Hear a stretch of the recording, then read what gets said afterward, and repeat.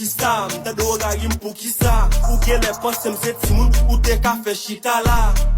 Mwen kwe ave yo,